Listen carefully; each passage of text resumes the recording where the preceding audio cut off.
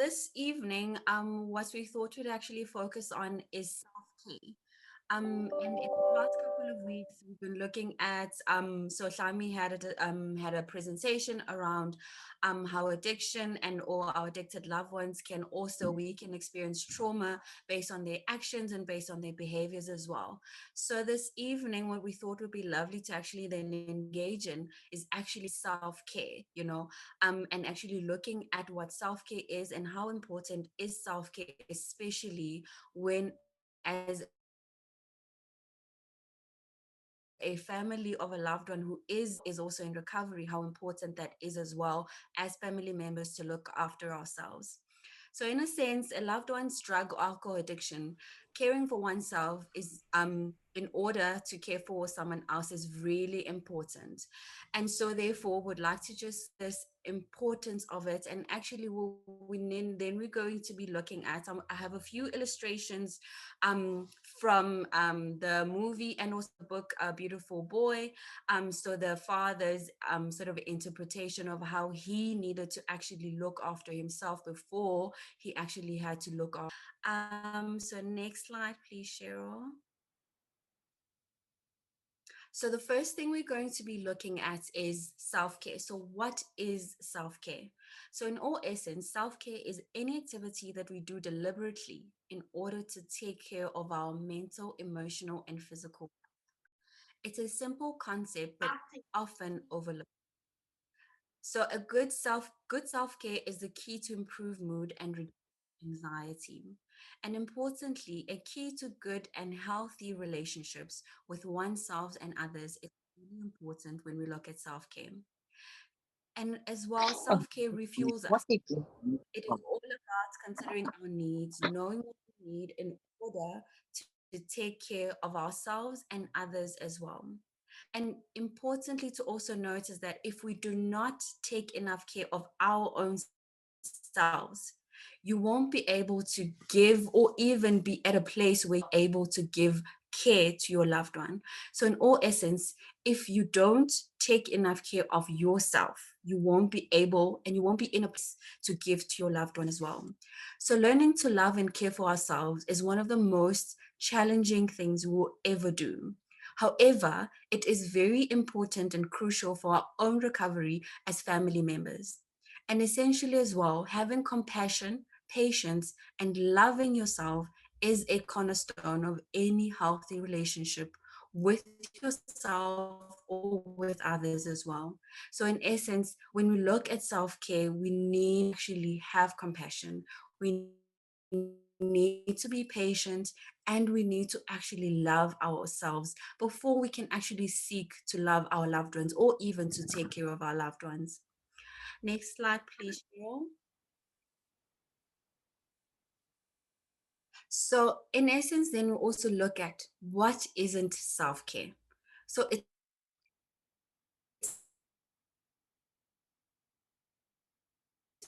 important to note as an example that self care is basically a selfish act and you don't care about the other person or your loved one who is suffering or is in need of help. But essentially, self care is actually not that. So, self care is something we cannot force ourselves to do. That's very important to note. As well as it's something we do not enjoy, we do not need to. So, basically, something we do not enjoy doing. So, it's not as well. So, self care is something that you do enjoy doing, calm and also able to interact with your loved one. So it is also, it's not something that takes from us. And that's an important thing to note because when we think about taking care of ourselves and actually doing what we want from someone else, in essence, it's actually not that. We're actually we're giving ourselves something so that we can give back to someone.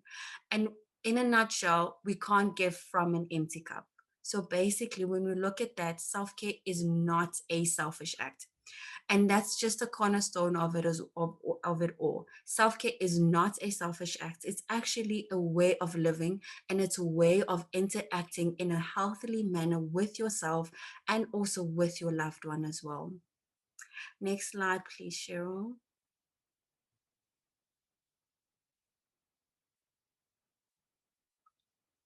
So as well, so what I thought would be lovely to look at as well. So in essence, when we are, so we call this a state of emergency. So living in a state of emergency. So I thought it would be lovely to actually look at this as well. What does it mean to live in a state of emergency? And this is where as well, where our self-care actually gets thrown out the window and we don't consider it. Or we don't actually take into account that we do need to look after ourselves without having to actually give and give without getting anything back. So when we think of addiction, addiction is a way of taking over everything in its path. And for parents, spouse, and family members, even children of individuals struggling with addiction, it is natural to want to devote ourselves entirely to their care.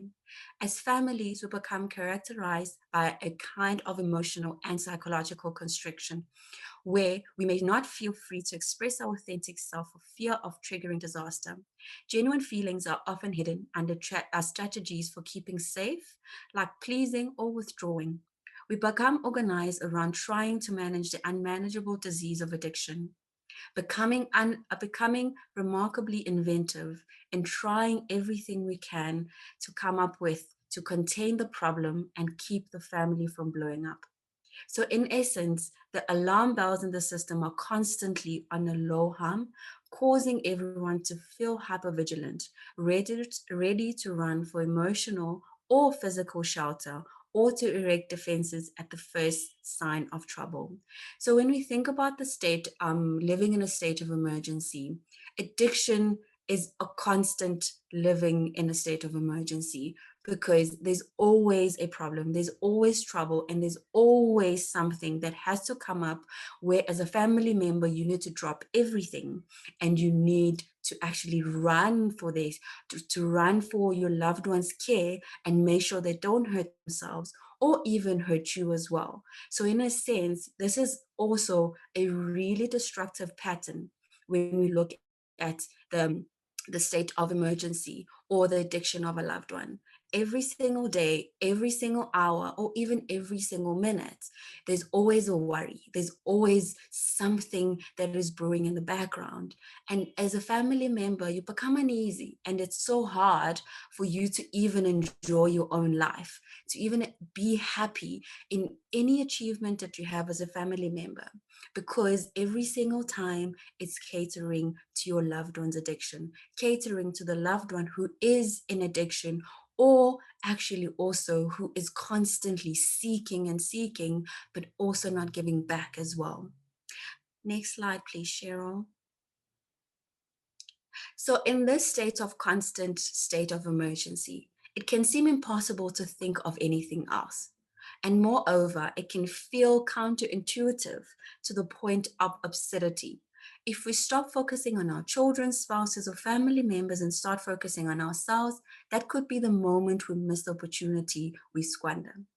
Turning inward can feel hazardous as it takes us off course. Sometimes it can feel like a betrayal.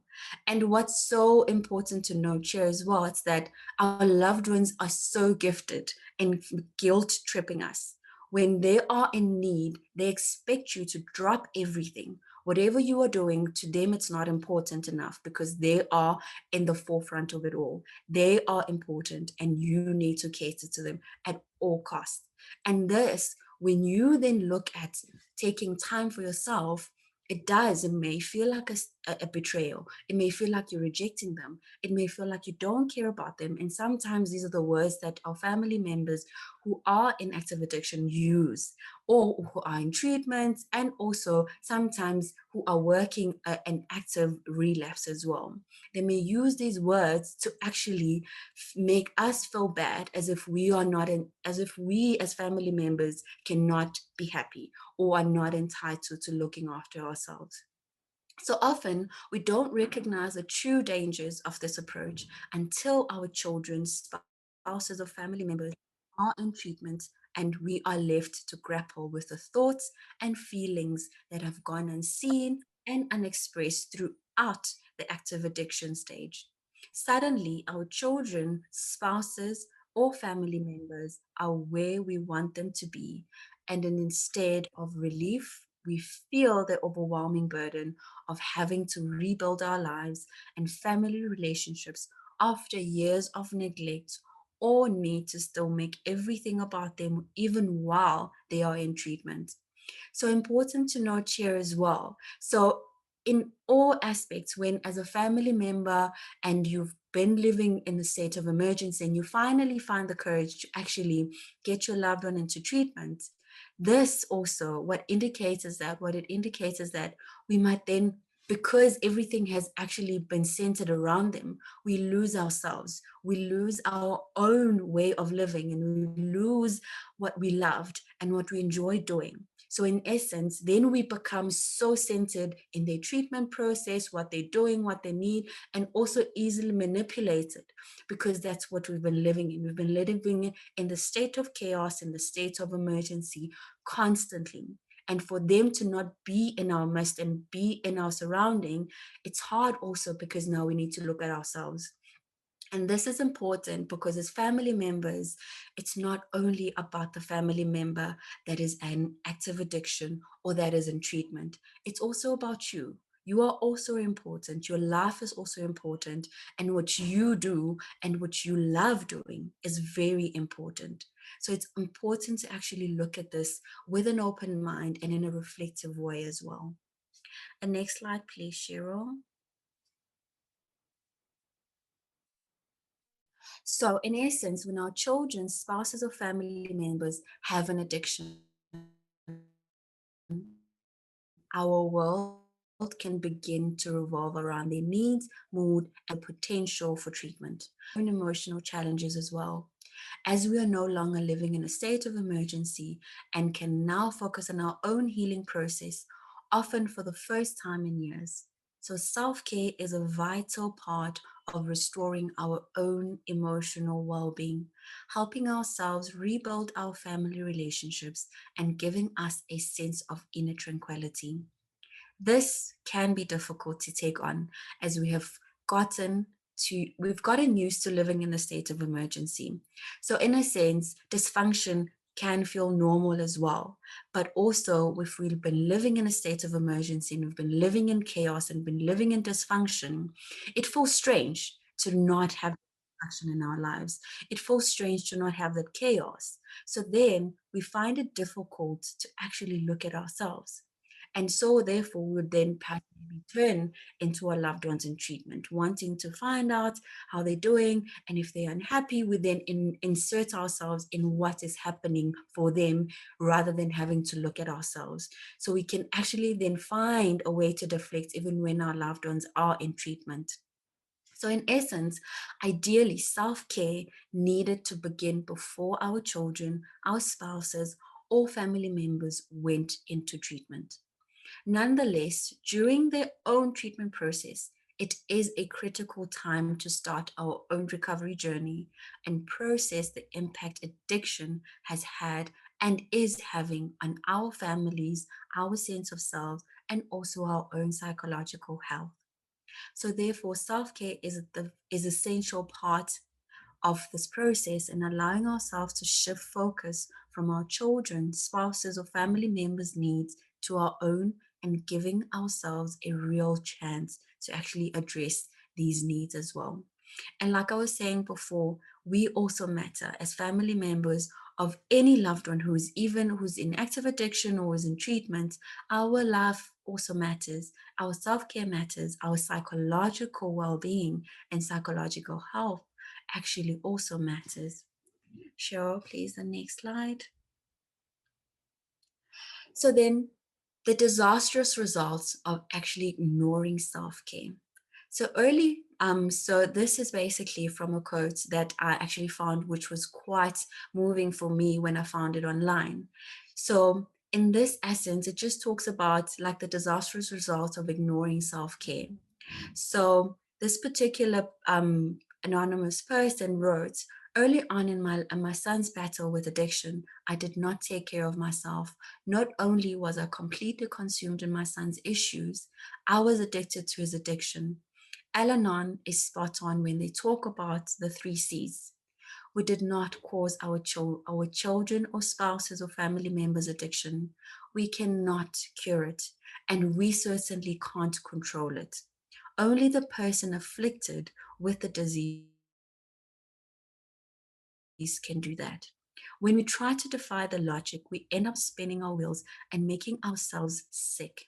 We become the fallout from our children's addiction or family members' addiction, whoever in your family is actually in active addiction or in treatment, fighting a battle that we cannot win. We're constantly fighting a battle that we can't win when we think that, you know what, we can defy the logic, that we end up spinning. We end up going in and out of this roller coaster, in and out of this chaos, and we become destructive ourselves as well. And in essence, we forget about taking care of ourselves while we are spinning and we are defying the logic. And when we think and when we feel like we've caused our loved one's addiction, and perhaps maybe thinking that we can cure it, or perhaps even thinking that we can control it as well. In a sense, trust me, I know, as this person writes, early on in my son's battle with addiction, I did not take care of myself. Not only was I completely consumed in my son's issues, I was addicted to his addiction.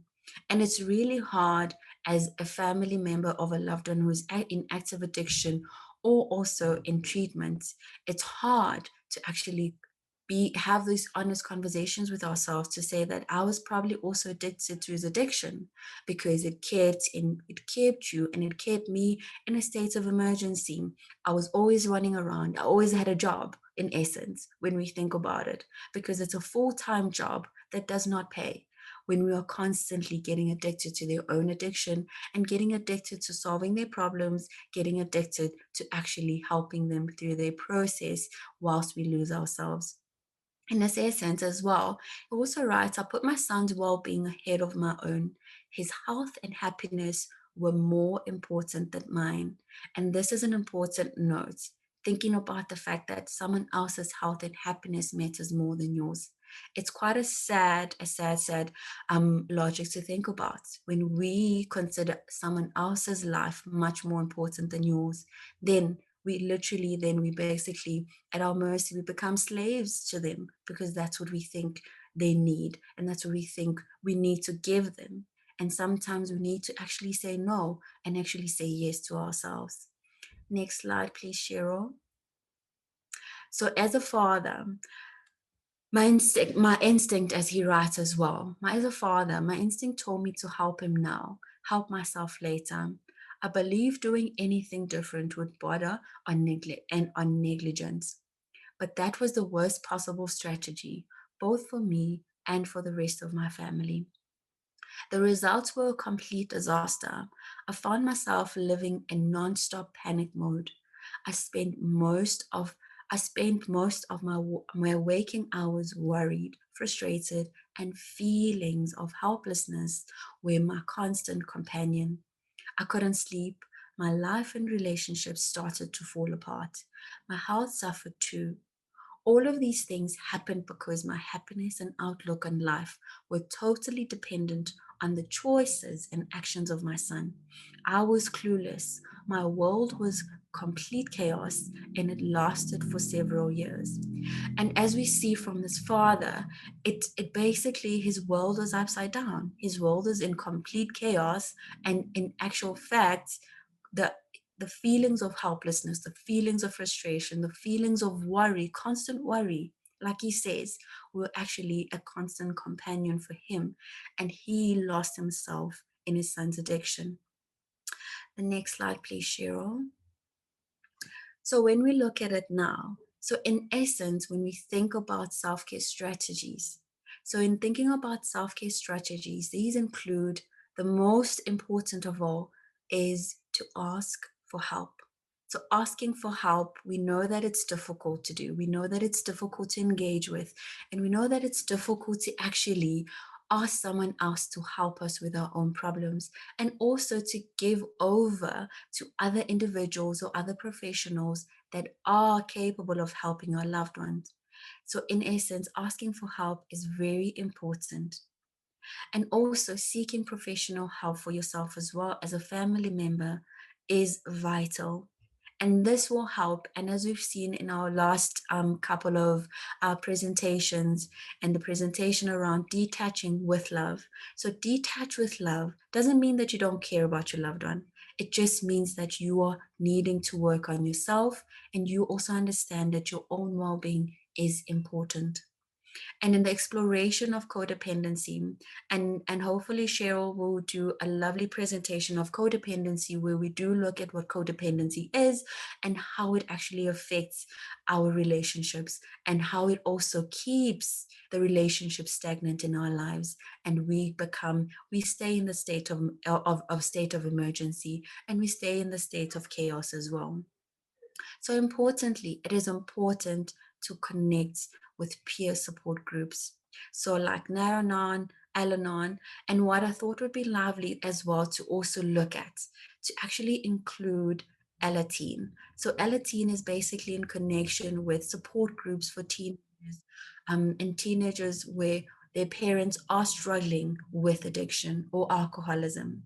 And this part of it is important because I think in so many instances, children become overlooked when their parents are also in active addiction. And I thought it would be really important to actually also look at this in terms of them looking after themselves as children, as teenagers that are growing. Because when we think about adult children of alcoholics or addicted loved ones, they get affected immensely later on in their lives.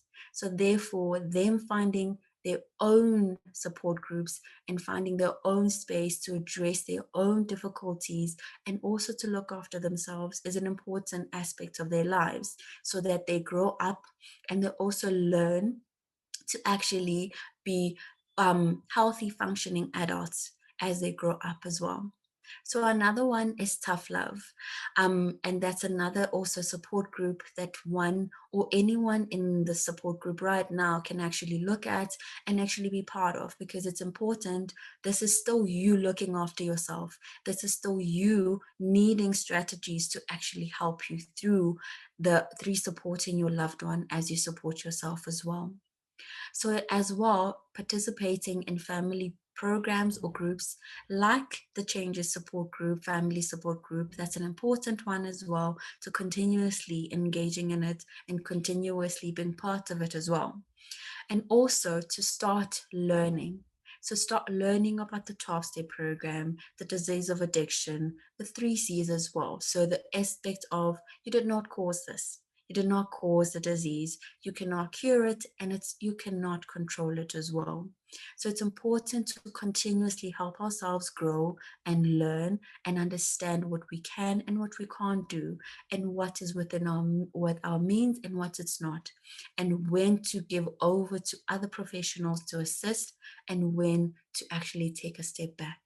So it's important as well to support your mind, body, and emotional health. So basically, we look at different aspects of supporting your mind and body and emotional health. So, in essence, a huge part of it is to stop enabling. And this also encompasses setting healthy boundaries, as we looked at the presentation on boundaries, we looked at the presentation on detaching with love, so much more where we stop enabling as well. And also, the other part of it is to practice self compassion as family members.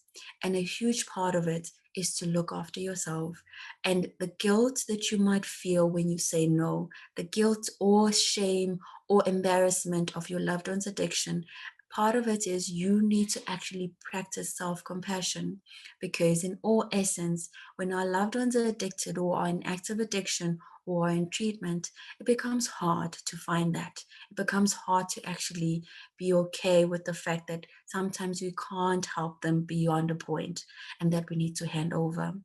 And a lot of it as well, we need to also engage in our own mental health. We need to engage in our own exercise. We need to engage in our own physical well being as well. And all in all, we need to learn to refocus. We need to learn to refocus as family members, as hard as it might be, to not engage and enable and not set boundaries. We need to actually do these things. So, in essence, so Cheryl likes using this analogy, and I thought it would be quite fitting to put it in the presentation. So, in essence, to help illustrate how vital self care is, I would like to use the analogy of an oxygen mask on an airplane. So before taking off, a flight attendant instructs you that you should put on your own oxygen mask on before trying to help others in an emergency. Why do you suppose that is? Because if you are not breathing properly, you won't be able to help anyone else. In the end, the whole group will suffer. So think of self-care as an oxygen mask. By giving yourself the love, attention, and respect you are entitled to, you get the oxygen you need to keep you breathing. This allows you to be in the best condition possible to assist your loved one when they need it. You will be able to think much more clearly and effectively, and your day-to-day life will improve exponentially. Next slide, please, Cheryl. So, in all essence, so a quote from a book by David Sher from his book of Beautiful Boy, A Father's Journey Through His Son's Addiction. I finally chose life for myself, and when I did, everything in my world started to improve, including my son. Taking care of myself was a game changer for everyone involved. I didn't stop caring about my son. I started caring about myself. I realized that when a person is addicted, they are not the only one who needs recovery. Because addiction is a family disease. I began my own therapy, went to support group meetings, read a bunch of self help books, started eating healthier, and treated myself to a new bike so that I could exercise regularly. My self care recovery program was truly liberating, as you can see. It took a while, but I'm glad that I finally bought into The idea. I probably wouldn't be here today if I hadn't. If your child's addiction is having a negative impact on your life, do me a favor. Try taking better care of yourself. Make you the top priority in your life. And I highlighted these points because they're very important. As he says as well, make you the top priority in your life before you can be able to help someone else. Yes, it might sound selfish. It might even sound a little bit crazy, but it takes but take it from someone who was once extremely skeptical, because from a father's perspective and from a father's journey through his son's addiction, and the movies, or also there's a movie as well about a beautiful boy. It's a lovely movie, and hopefully also you can be able to get the book and actually read it for yourself.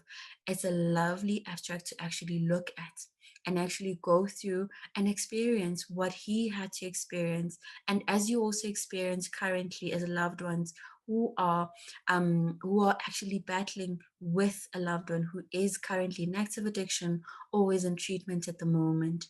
It is important for you to make yourself top priority before you make your loved one, before you can actually help your loved one as well. Next slide, please, Cheryl. So, in summing up, when we take care of ourselves, we build strength to both survive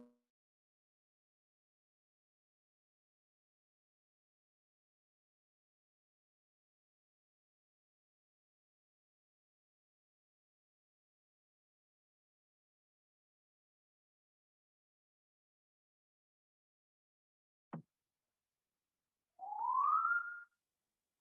I'll take over till Tando comes back. Sorry, Cheryl, we can't hear. Be able to hear me now. Yeah, there you go. Okay, I'll take over till Tando comes back. Summing up, when we take care of ourselves, we build strength to both tolerate what we can't change and change what we can. At the same time, as a calmer, happier person, we will be contributing to an atmosphere that is conducive to the change we hope to see in our loved ones, and will be modeling healthy behaviors we wish for in our loved ones. I think if we back up with what Tando has just been saying, being in that constant state of emergency, it's really important to start building up strength, because without strength, we're not going to be able to stand up and grow, and particularly go in recovery. So incredibly important that if we calm and happier and we start making the changes, automatically our loved ones start mirroring those same changes. Okay, I'm going to stop the share and open for questions. If anybody would like to, please put your hand up and or type it in the chat box, and Tando's back. Yes, thank you. Freak me out. Okay, Tando, we're now going to answer questions. So I've just said if anybody would like to ask questions or to please raise their hands. I think it's such an important presentation that you've done, because I do think as family members, we don't consider.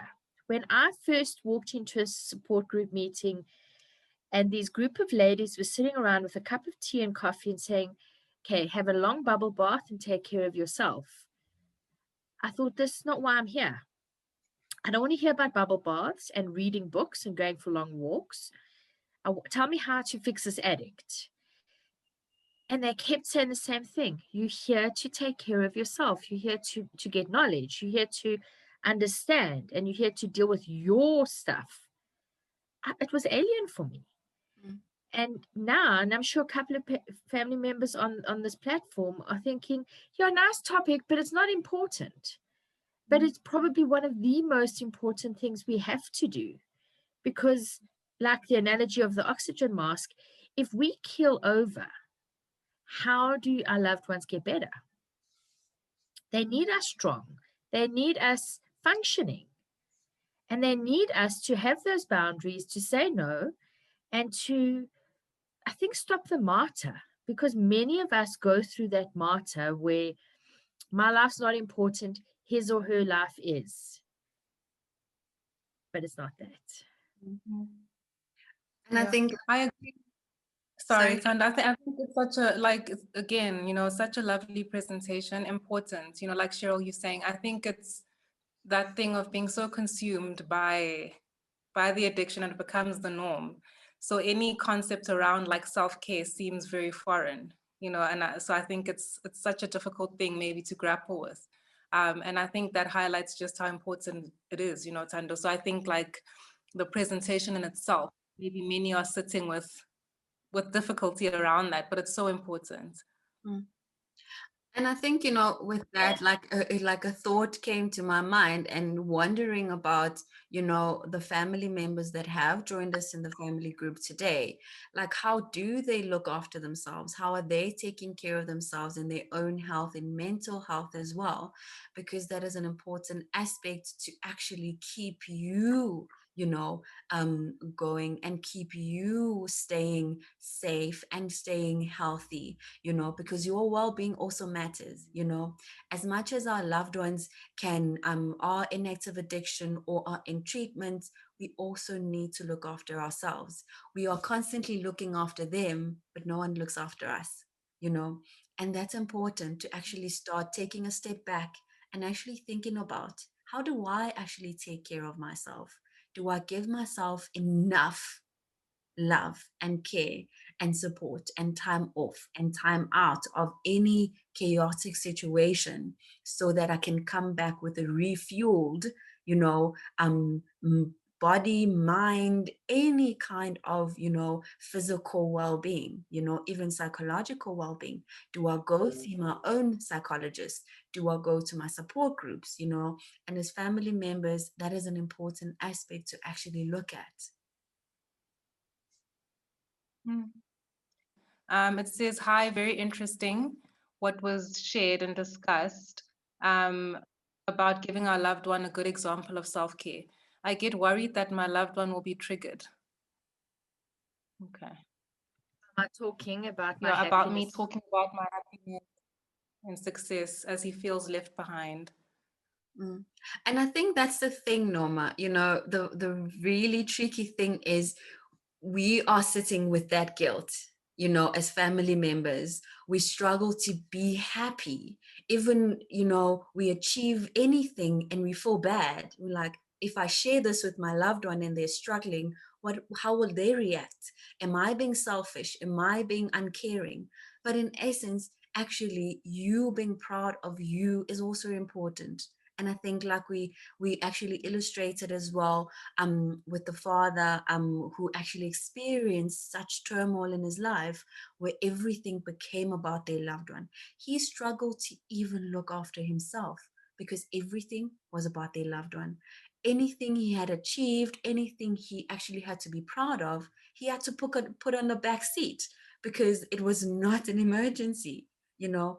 And that's how we keep our loved ones sick, to be quite honest, because we are saying to them, oh, I can't share this with you because I'm scared of your reaction. But in essence, you also matter. You know, your success and happiness also matters. To give a quote from the Tough Love program, which says, "What I say is my choice and my responsibility, and how my loved one hears it becomes their choice and their responsibility." So if we're sharing a success and they feel left behind, or they feel like the victim, or poor me, that's their choice and their responsibility. We don't have to soft coat it. We don't have to make it look nice and pretty. We don't really have to do anything other than I take responsibility for what I say. And I think most of us pussyfoot around them like we trip on eggshells. We don't want to rock the boat. We don't want to upset them. But our success should not be painful for somebody else. They've got some issues to work through. So I agree with Tando. They need to hear it. If I think you said it earlier, Tando. If we're too scared to say certain things, and we're always protecting their feelings, it almost becomes like they take us hostage. Yes, exactly. I hope that answered your And I think it was also in your presentation, Sandra, when you mentioned around, how constricting it is, walking on eggshells and you end up not being your authentic self, So I think even that, comes with it when you're holding back because you don't want to rock the boat, it robs you of actually sharing authentically. Mm.